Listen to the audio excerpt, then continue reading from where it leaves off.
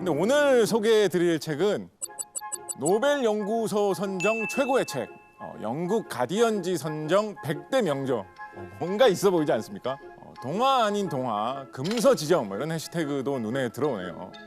해시태그를 다 종합해서 좀 살펴보면 도대체 어떤 내용을 담았길래 금서로 지정됐는지 궁금하지 않습니까? 궁금할 수 있잖아요. 궁금하잖아요, 그죠? 오늘의 책 지금 공개합니다.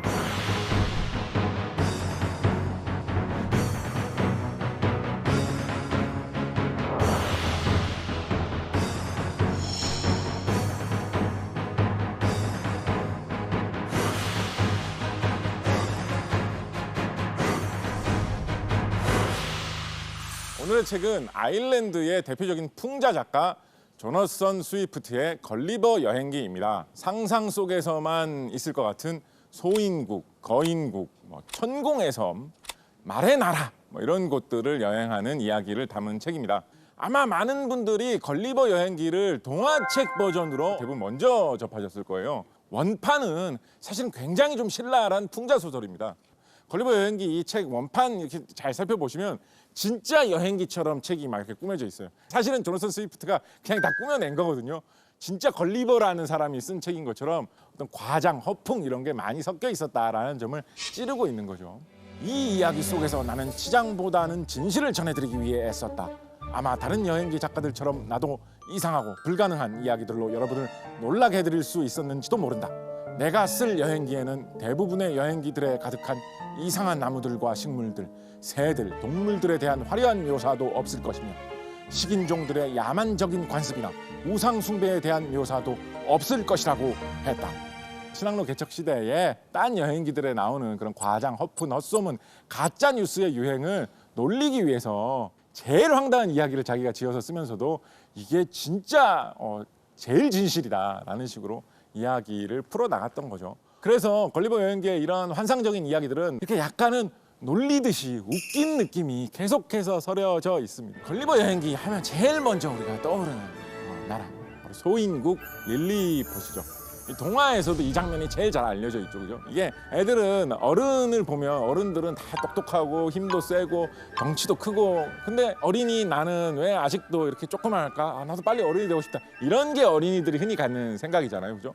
근데 걸리버 여행기에서 딱 보면 그냥 보통 사람인데 소인국이라는 나라에 간 것만으로 엄청나게 기운이 센 거인이 되어가지고 주변 사람들을 마음대로 들었다 놨다 할 수 있는 강한 그런 사람으로 거듭나는 그런 장면이 나오니까 그걸 보면서 조그만한 그런 사람들이 있다면 나도 되게 거인이고 힘센 사람처럼 보일 수도 있겠다, 이런 상상을 하게 만들죠, 그죠? 그래서 굉장히 더욱더 좀 사랑받고 있는 그런 장면 아닌가 싶습니다. 그곳에서 걸리버는 인간산이라는 별명을 얻어요.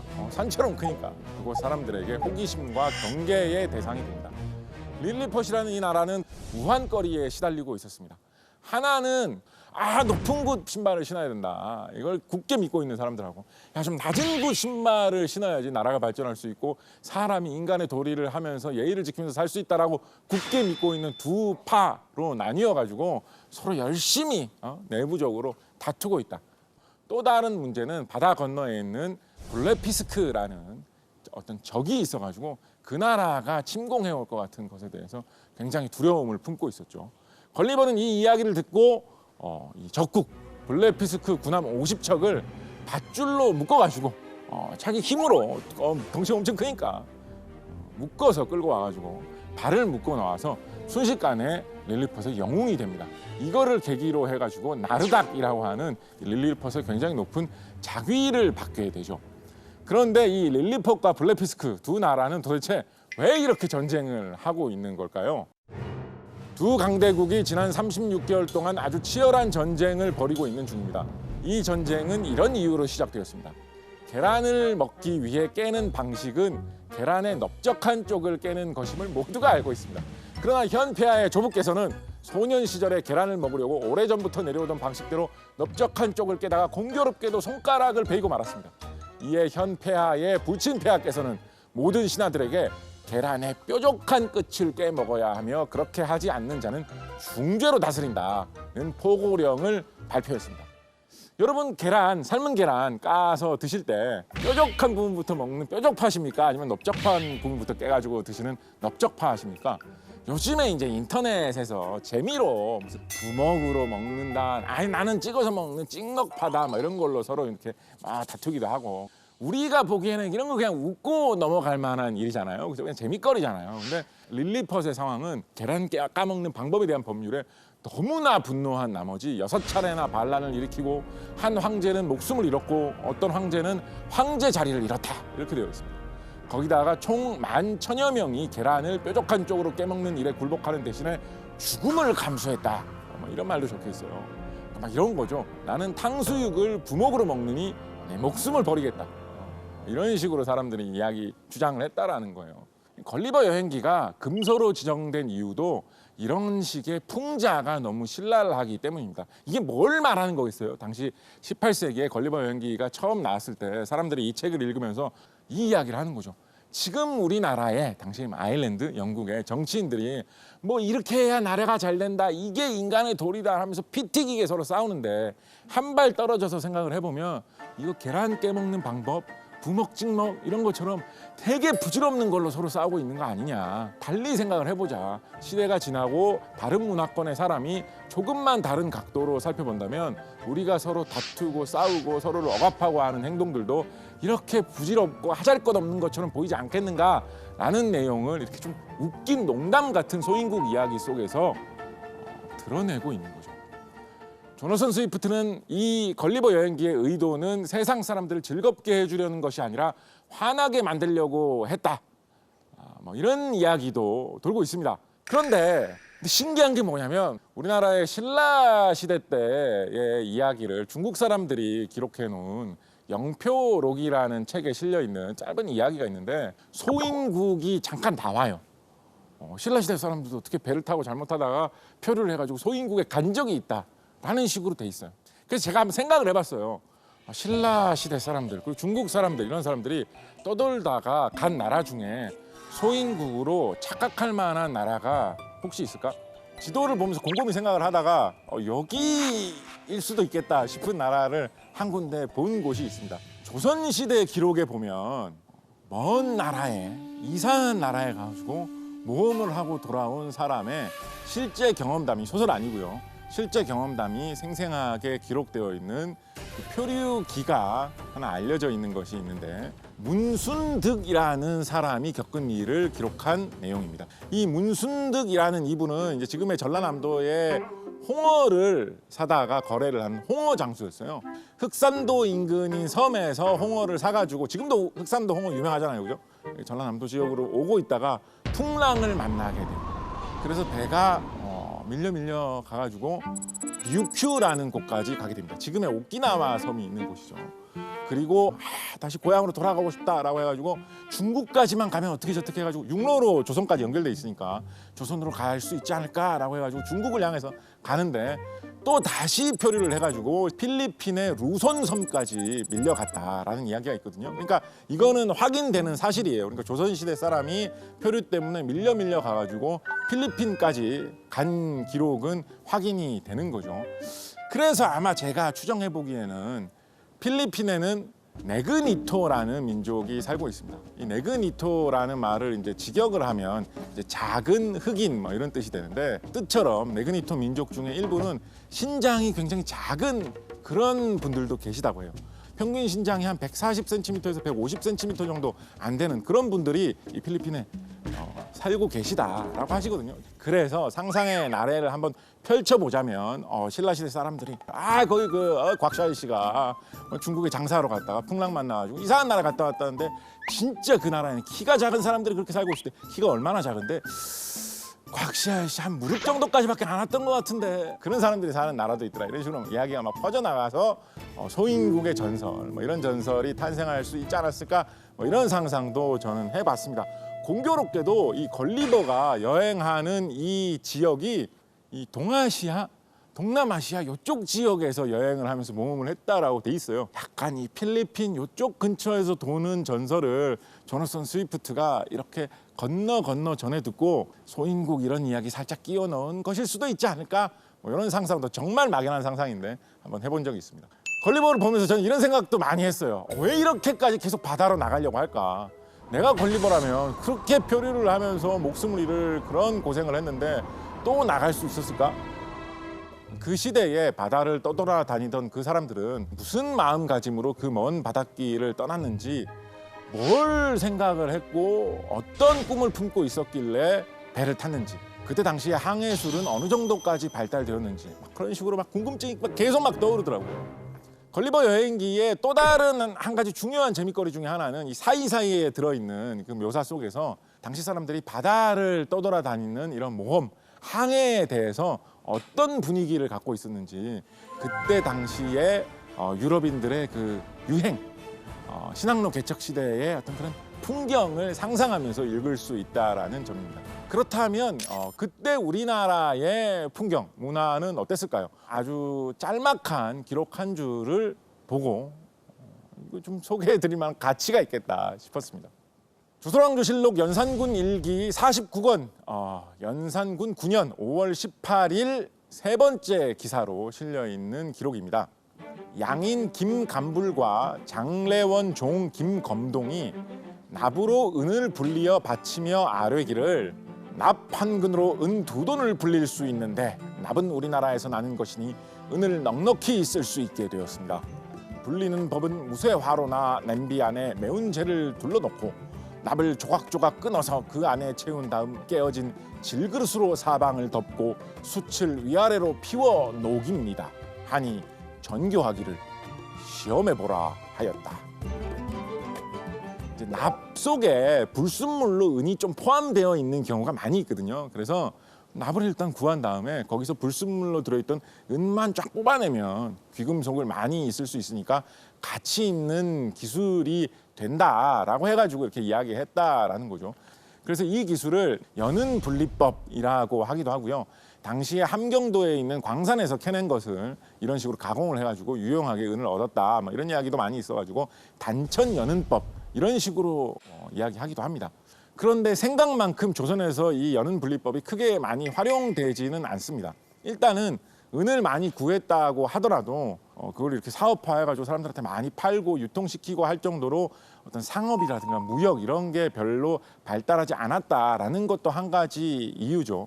그리고 또 한 가지는 당시에 조선 사람들의 사고방식이 은을 뽑고 이런데 사람들이 너무 신경 쓰는 거는 약간 좀 도덕적으로 문제가 있다, 이런 발상도 좀 있었어요. 한편으로는 막 이런 생각하는 사람들도 있었습니다.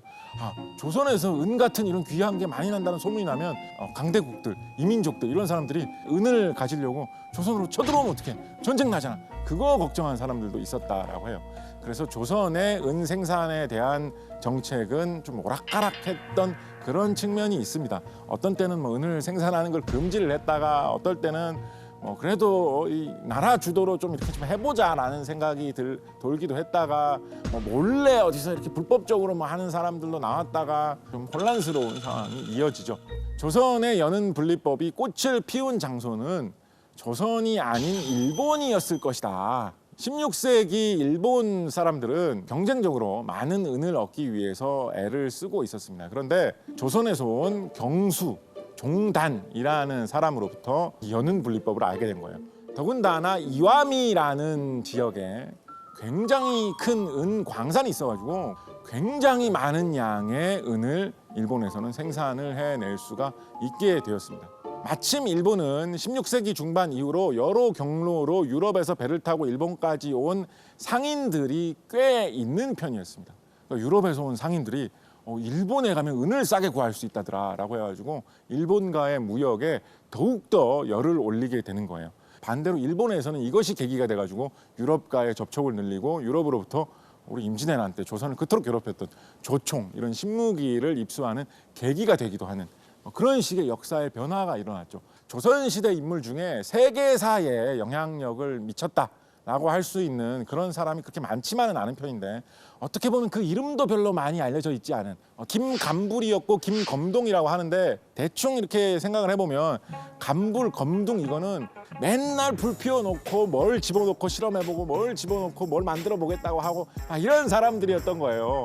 그래서 그러니까 온통 얼굴에 막 검댕이 묻고 이래가지고 사람들이 약간 별명처럼 부르는 거 아니겠어요? 김검동은 노비를 관리하는 관청인 장혜원 소속의 노비였다라고 합니다. 장혜원이라는 곳은 지금의 서울의 세종문화회관 근처에 있었다라고 하거든요. 그러니까 어쩌면 이 세상을 바꾼 이 조선의 화학자 평민 한 사람의 노비의 실험실이 지금의 세종문화회관 근처에 있었을지도 모르겠다. 이야기 들어보시면 이 시대에 조선 사람들이 품고 있었던 돈이나 무역이라든가 항해에 대한 생각이 유럽 사람들, 심지어 지금의 우리하고도 완전히 달랐구나. 뭐 이런 느낌을 받으실 수 있겠죠, 그죠? 요즘 만약에 우리가 연은 분리법 같은 딴 나라에서는 모르던 납에서 은을 뽑아낼 수 있는 기술을 개발했다 이러면 어떻게 하겠습니까? 외국에서 납을 다 막 수입해가지고 거기서 은 뽑아내가지고 다시 수출하고 요거 딱 생각하지 않겠습니까? 요즘 한국 사람들 같으면. 근데 조선시대 사람들은 그런 식으로 생각을 못했던 거죠. 그에 비해서 유럽에서는 왕부터 귀족, 노젓는 뱃사람들까지 항해, 무역 이런 게 중요하다 이런 생각을 되게 많이들 하고 있었던 것 같아요. 당연히 이런 식의 생각에 대해서 개척자들도 있었는데요. 잘 알려진 분이 15세기 포르투갈의 왕자 에니크라는 사람입니다. 이 사람은 적극적으로 바다를 탐험하는 이런 거를 우리가 해야 된다라고 해가지고 항해술, 배 뭐 이런 거를 연구하는데 엄청나게 투자를 많이 했고 후원을 많이 했던 사람으로 유명합니다. 어떻게 보면 항해, 바다 뭐 이런 쪽에 약간 홀린 듯이 사람들의 열광적인 분위기 속에서 엄청난 돈을 탈탈 털어넣었다 뭐 이런 느낌도 좀 듭니다. 그래서 그런지 포르투갈 한 나라만 봐도 그 탐험의 속도 엄청나게 빨랐습니다. 유럽에서 출발해가지고 포르투갈에서 당시에는 이집트를 지나는 수에즈 운하가 없었기 때문에 아프리카를 삥 돌아서 가야지 아시아 쪽으로 올 수가 있었거든요. 그렇게 해가지고 인도에 도착하는 것에 성공을 한 지 불과 60년이 지났을 때 중국 남부 지역까지 도달한 것도 못해가지고 아예 거기서 눌러 살려고 포르투갈 사는 사람들의 지역이 중국에 생기는 지경에 이르러요. 마카오에 지금도 포르투갈 흔적이 좀 있죠. 이 신항로 개척 시대에 유럽 사람들이 항해를 위해서 사용했던 방법 중에 하나가 바로 별을 관찰을 해가지고 배의 위치를 파악하는 방식이었습니다. 지구가 둥글기 때문에 이 북극 쪽에 서가지고 하늘을 볼 때 보이는 우주의 별들하고 남극 쪽에 서서 하늘을 볼 때 보이는 우주의 별들이 다를 수밖에 없겠죠, 그죠? 그래서 남북에 어디에 서서 별을 보느냐에 따라서 보이는 별들이 서로 다른 별이 보여요. 요거를 쫙 조사를 해가지고 알고 있다면 그거를 역으로 계산해가지고 내가 지구에서 어느 위치에 있구나라는 거를 알 수가 있겠죠, 그죠? 동쪽에서 별이 먼저 뜬다, 그리고 서쪽으로 갈수록 별이 나중에 뜬다. 요거를 교묘하게 이용을 하면 동서로도 위치를 어느 정도는 추정을 할 수가 있죠. 그래서 그때 당시에 사람들이 사용하던 장치 중에 뭐가 있었냐면 아스트롤라베라고 하는 장치가 있었습니다. 톱니바퀴가 교묘하게 물려져 있어가지고 별이 나오는 각도가 이쪽에서 보였고 또 다른 별이 나오는 각도 하나는 이쪽에서 보였다라는 걸로 이 바퀴를 돌려가지고 이렇게 쫙 맞춰놓으면 톱니바퀴가 딱 맞아들면서 눈금이 저절로 움직여가지고 쉽게 알려주는, 그러니까 일종의 신항로 개척 시대의 GPS다 뭐 이런 식으로 생각해 볼 수도 있겠죠. 놀라운 점은 조선시대에도 아스트롤라베가 있기는 있었다라는 것입니다. 그래서 대한민국의 보물 2032호로 지정되어 있는 유물이 있는데 바로 유금이라는 학자가 만든 혼계통헌의라는 이름이 붙어있는 장치입니다. 그런데 조선시대 사람들은 이런 기계를 만들어가지고 이거를 뭐 일반인들에게 널리 보급해야 되겠다 이런 생각을 잘 하지도 못했고 이거를 항해를 할 때 나의 위치를 알아내는 데 사용하겠다 이런 식으로도 별로 생각을 못했던 것 같아요. 이 시기에 무슨 조선의 탐험대가 아스트롤라베로 어디 멀리 뭐 유럽까지 갔다 이런 기록이 없거든요. 그렇지만은 적어도 조선시대에도 이 기술 문화의 전통이 어느 정도는 있었다라는 데서 의미를 찾아볼 수는 있을 것 같습니다. 걸리버가 첫 번째 소인국 여행을 마치고 두 번째로 표류한 곳은 바로 브롭딩넥이라고 하는 거인들의 나라였습니다. 두 번째 여행은 걸리버의 상황이 거인에서 소인으로 정반대로 바뀌게 됩니다. 브롭딩넥이라고 하는 거인국에 걸리버가 도착하게 되고 순식간에 걸리버는 한 손가락도 안 되는 아주 작은 소인의 처지가 되어버립니다. 파리가 종달새만한 크기로 막 날아다녔다 이런 식으로 묘사되어 있거든요. 누군가가 이렇게 대충 던진 열매를 맞는 바람에 두개골이 박살날 뻔한 일도 있었다고 되어 있습니다. 걸리버는 처음 자신을 발견한 주인에 의해서 하루에 10번 이상 군중들의 구경거리가 되어야 했습니다. 결국은 왕실에까지 부름을 받아가지고 궁전으로 들어가서 살게 됩니다. 왕비의 이 작은 장난감이 된 걸리버는 쉽게 탈출도 감행하지 못하는 상황에서 그래도 언젠가는 자유의 몸이 될 거라는 희망을 버리지 않고 버팁니다.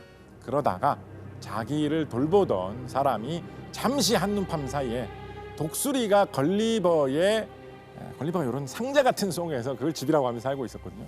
그거를 통째로 낚아채가지고 바다 한가운데 빠뜨리게 됩니다. 근데 마침 그 근처에 우연히 지나가는 배가 있어가지고 목숨을 구해서 두 번째 여행을 마무리하게 됩니다. 우리나라의 괴물 중에도 거인국 이야기도 있습니다. 이것도 역시 처음에 실린 거는 기문이라고 하는 중국 기록인데 신라 사람들은 세계 이상한 곳을 많이 돌아다니다 보니까 이런 데도 신라하고는 상관이 있다라고 하면서 실린 이야기예요. 장인국이라는 나라가 신라 옆에 어딘가 멀리 가면 있다라는 식으로 나와 있습니다. 키가 큰 사람들이 사는 나라다라는 뜻이죠.